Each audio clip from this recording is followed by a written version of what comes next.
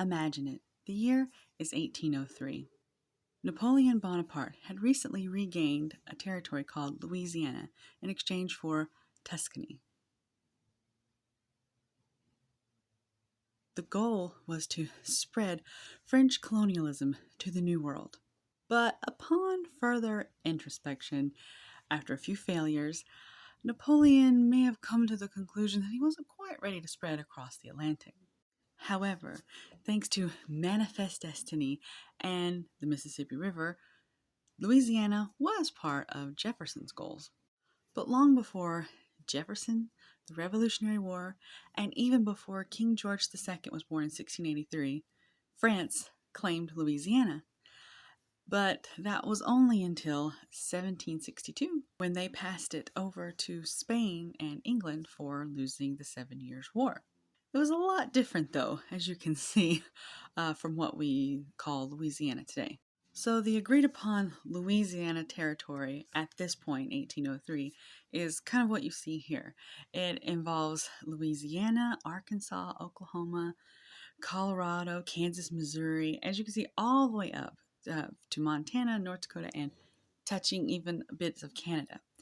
I will say, though, in this 800,000 square miles, that it would take 2 future treaties to kind of tidy up the edges, especially those going into Canada over there. At the time, there were 60,000 inhabitants of Louisiana that were non-native, and half of those were enslaved. The port of New Orleans, as you can see here, was extremely important to the time because of the Mississippi, and because the Mississippi had become so important, a lot of Americans had settled along it. Thanks to the Pinckney Treaty from a decade prior, American merchants were given the right to New Orleans and the waters of the Mississippi.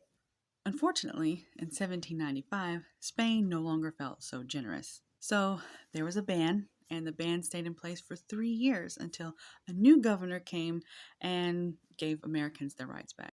Not that it mattered as much as it would have, say, a year prior, because by this point in time, the Louisiana territory had been given back to France anyway through another secret treaty. Napoleon didn't just have his eye on North America.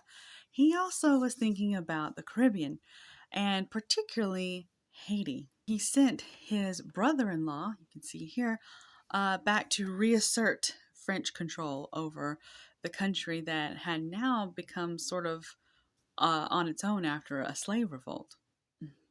Much of France's wealth at the time came from Haiti through its enslaved population. At the time, Haiti was being run by General Toussaint Louverture. Originally, Jefferson was in favor of whatever Napoleon wanted to do in Haiti until France actually started making moves. And then the president realized that was a lot closer than he wanted the French military to be. So he sent a Frenchman that was living in the U.S. with ties to the top back to France to drop hints about how the U.S. felt about having Louisiana. He also sent James Monroe to Paris.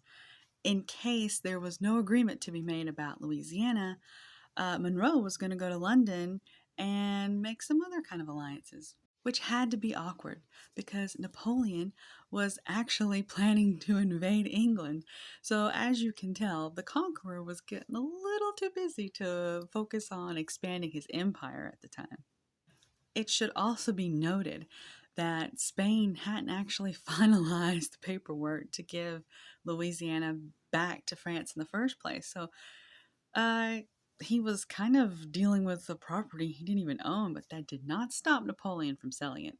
This is Livingston, the authorized negotiator of the purchase. He came over to Paris with the intention of $10 million for New Orleans. Instead, he was offered the entire Louisiana territory for $15 million, about $370 million today. And upon signing those papers, he stated, "We have lived long, but this is the noblest work of our whole lives. From this day, the United States takes their place among the powers of the first rank. That's because the purchase doubled the size of the United States. Now, France finally withdrew troops from Haiti and gave up their intention of spreading the France reign across the Atlantic. And at this point, Haiti declared their independence. However, Jefferson, afraid of the slave revolt, decided not to recognize Haiti as its own country and no longer allowed trade with it. I would be remiss if I didn't mention the fact that this purchase did not come without controversy.